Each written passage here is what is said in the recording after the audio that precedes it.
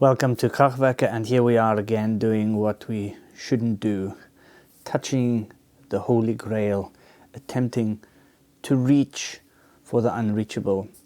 And lo and behold, as you probably heard, it's not there. The answer is no. I would suggest that Amplitube can't recreate that vibe. Now, a disclaimer, I didn't try, again, there's too many albums, too many live versions, too many eras, too many tones. When there were SGs in the past, there were SGs with P90s, with humbuckers, with now specific humbuckers. There's the old Laneys, there was Oranges, there was the Ironheart, you know, the Iommi, Laney. Too much. But over the years, there has been a few things that have remained the same. And unfortunately, most of it has to do with his playing and the way he plays and the style of music and the drums and how the bass fits underneath it. So recreating the guitar tone isn't impossible, but creating that whole ambience is nearly impossible. So again, what I've done is I've not tried to say, oh, I'm going to go for that era or this era or that amp or that amp. What I rather did was try and find those distinguishing features of Black Sabbath and the guitar tone. And some of them, I think, are there. They're not defined enough, but they are there. So there's one of the things that I wanted to recreate was that buzz, like a buzz in the mid range, and there's quite a clean bottom end, and it's as if the whole tone sits a little bit up from about 500k upwards. There's no real top end fizz, and it sits in that nice, beautiful, and it's got that thing going. I don't know how to recreate it, sorry. I think that was there. I also looked at a video the other day. It was pure by chance. Rick Beato, they did the Black Sabbath sound, and they had the Laney going, and they were talking about this subharmonic that you can hear, and that was an absolute must to recreate. So the subharmonic has to be there. And they were saying that this is exactly where, these kind of things is where the VSTs all fail. They don't really get there. There are certain tones and overtones and harmonics that are not created properly through a VST, which are there in real amps. And I've been saying that for ages, and that's where some of the, although it sounds great, somehow there's always this, if you're really into it, there's something missing. If you're just listening for fun, there's no problem using VSTs or real amps. But if you really care about certain little nuances, they are lacking. Now, to be fair, sometimes in a complete mix, in a big mix, they disappear. But that's the beauty of Black Sabbath: drums, bass, guitar, and singing. So, and all of those aspects, they are sitting in their little zone, in their little frequency range, and they sit so well. So you can really hear everything. And I think that's another reason why the Sabbath albums sound so good. So there was a live concert, I think it was their last one, 2000, I can't remember, 16 or something. And then I bought the album, the last album, and I was actually listening to the album for a couple of days before I actually attempted this. And I loved the sound on that album. Was it 14 or something like that? And I was trying to find those little aspects that make the Sabbath sound the Sabbath sound. A lot of it has to do with the playing, in my opinion. The droning and the playing, and that is absolutely his playing. It isn't just the amp. I think you can recreate that with most amps if you're Iommi. So one of the things I've noticed, for example, that happens is instead of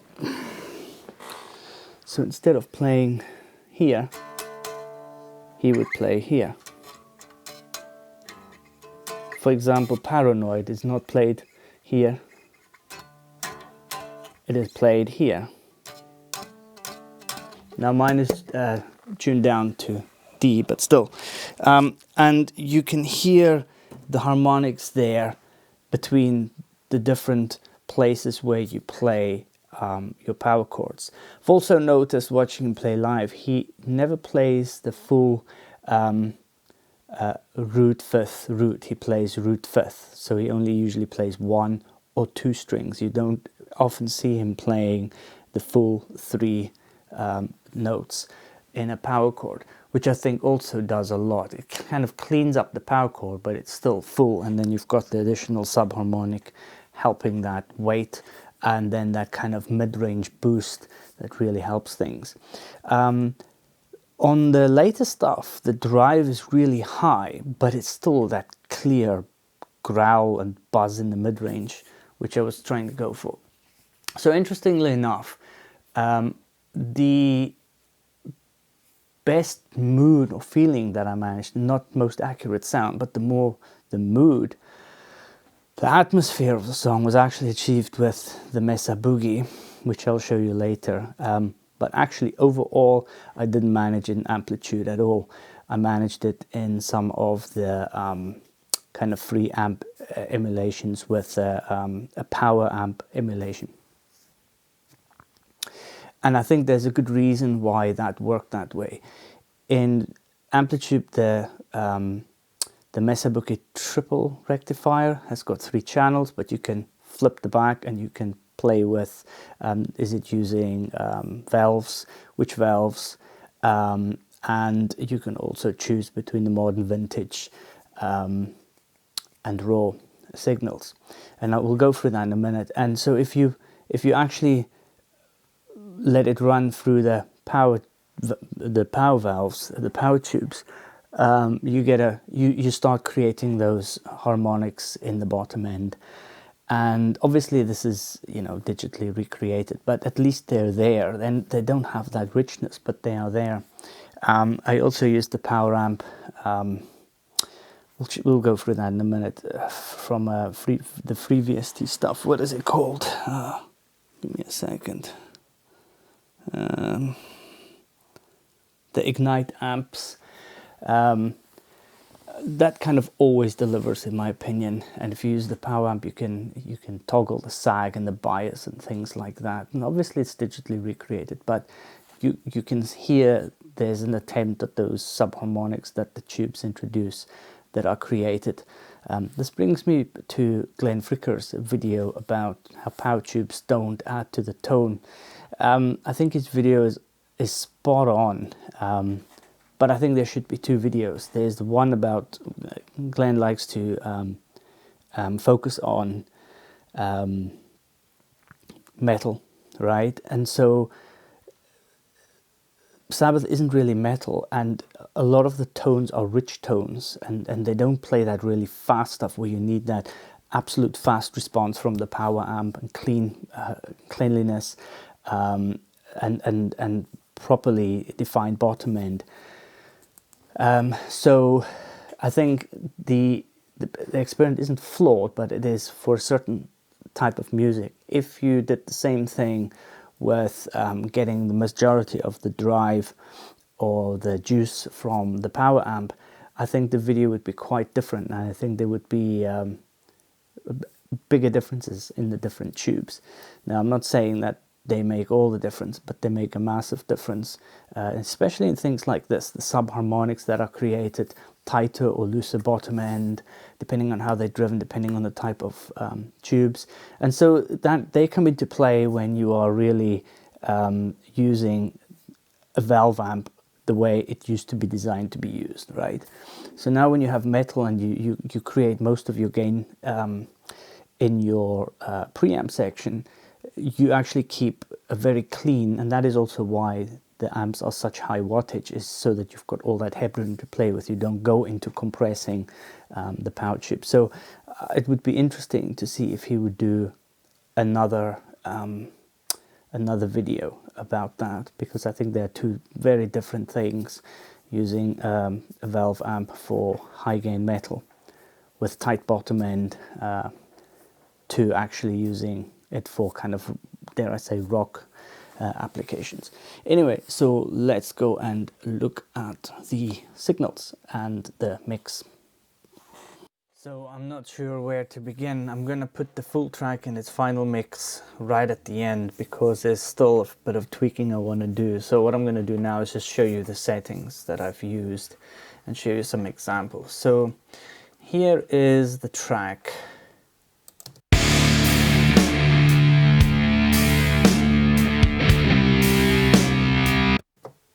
That is the piece I'm talking about. That kind of sound.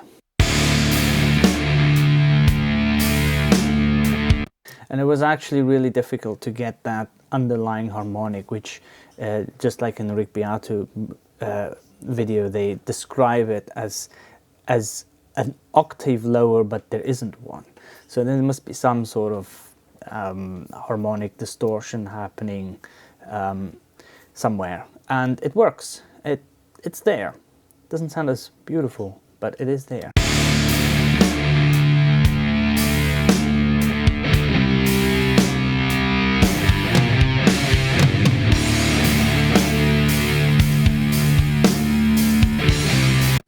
So I'll show you the amplitude settings here. So this is the Mesa Boogie on channel 2 on the modern setting.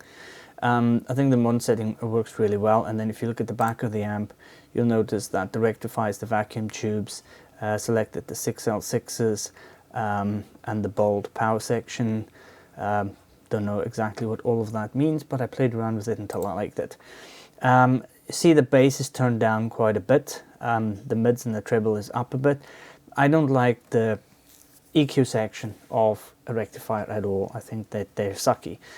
You can still get a good tone out of them. I absolutely love them, but the bass is really overwhelming, and then the mids still have a lot of bass in them, and then the treble is kind of like all screechy up at the top, and then the presence is like, you know, so you really have to play with boogies, and when you look at the way that your EQ section is dialed, it always looks way too aggressive in either way. So anyway, but it works, never mind.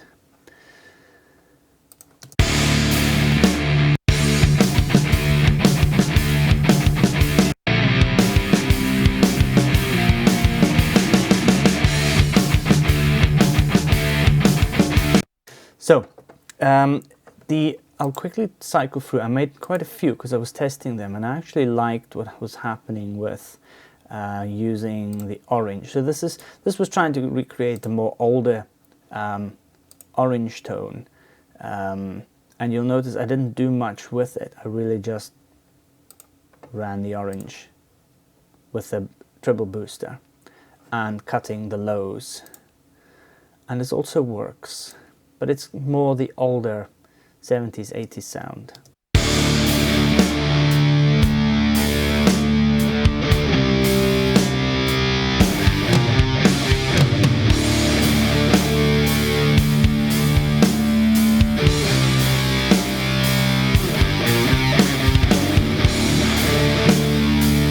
See what I mean? It's more the older sound. And then we have got one more which again worked, but is actually far from what he ever used, which is, believe it or don't, the SLO. Yeah. So these presets, for anybody who's interested, I will bundle them all up and you can download them. I think these work really well for a Sabbath sound. They're not the amps that he used. I had to cheat to get certain things going, but they work.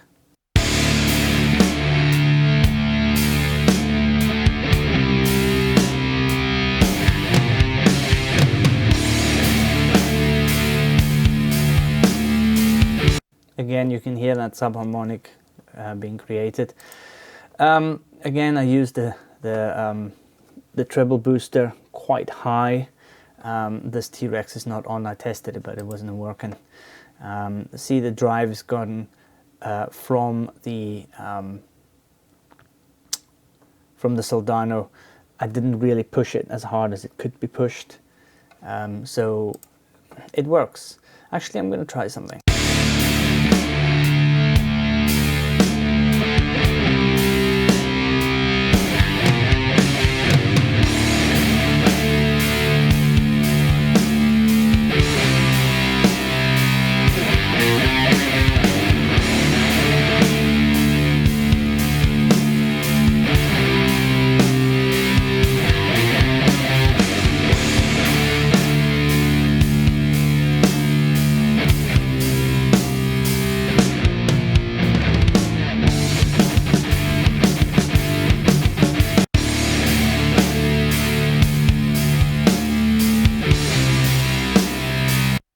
It works really well.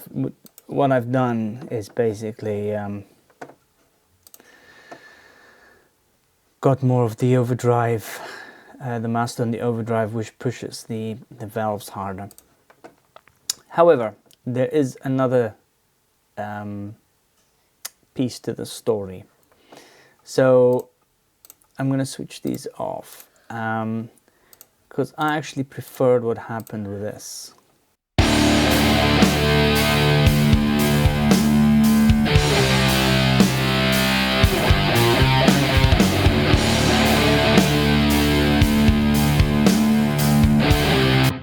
So, Tube Screamer,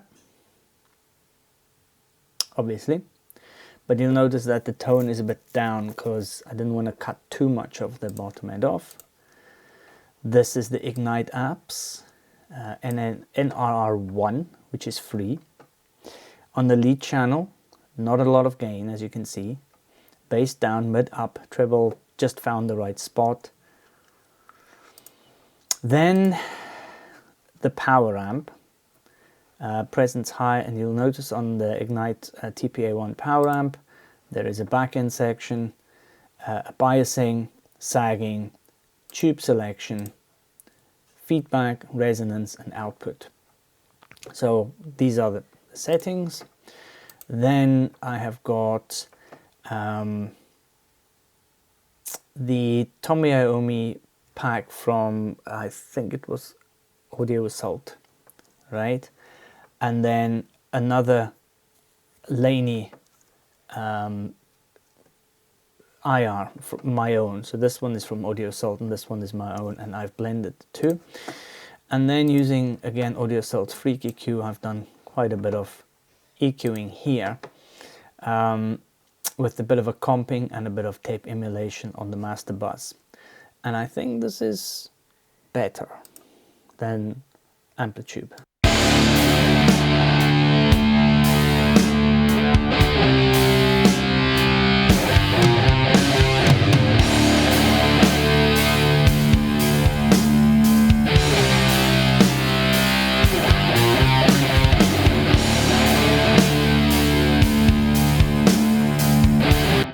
See what I mean? I kind of prefer that. So if we put them all on,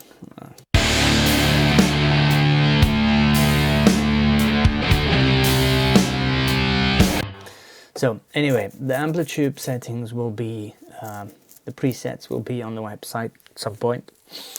The Ignite amp settings, just go through the video. I'll switch them all on here so you can take a wee screenshot. And these are my own IRs and the ones, I'm sure they were from Audio Assault. Amazing, especially, this is actually, this one here is just a Laney, I can't remember the exact speaker, I really should.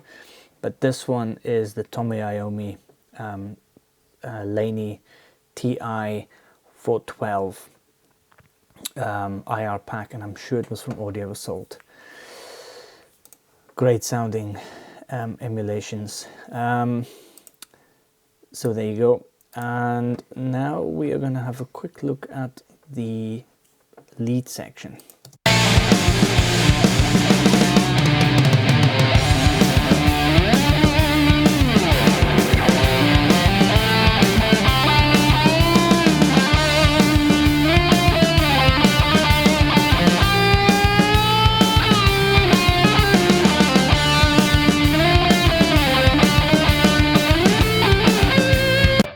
I couldn't nail the lead thing.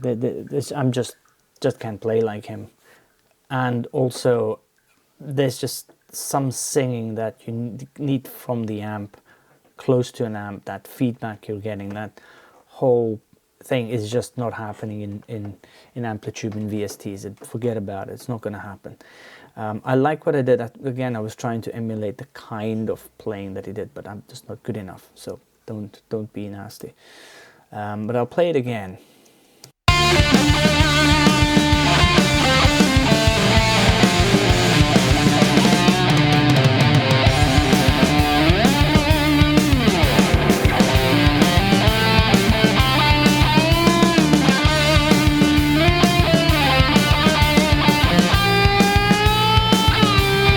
But I did get a really nice, clean sounding tone. The only thing I did here was boost the drive a little bit more. The settings are very much the same as I've shown you. But I also added a tempo delay, kind of get a little bit of left and right ping-ponging going. But otherwise the settings are very much the same. I also did one with Amplitube, but there was a lot of background noise. This, I think, was...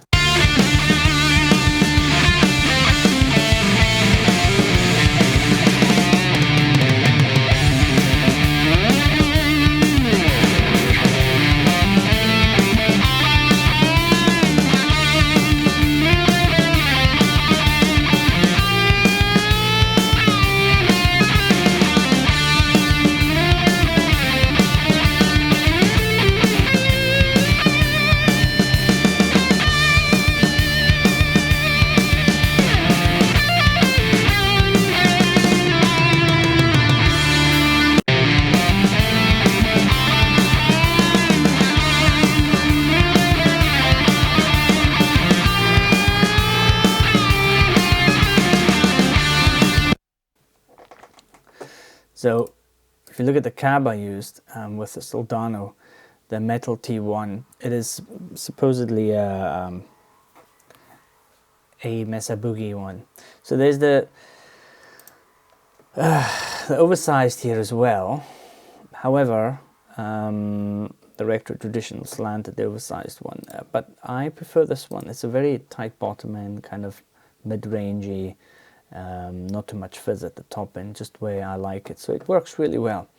So that's really that. In my last words, some things are just not recreatable for so many reasons. The style of playing, the guitars used, the settings, the ambience, the songwriting, you name it. And so all we can do as mere mortals is try and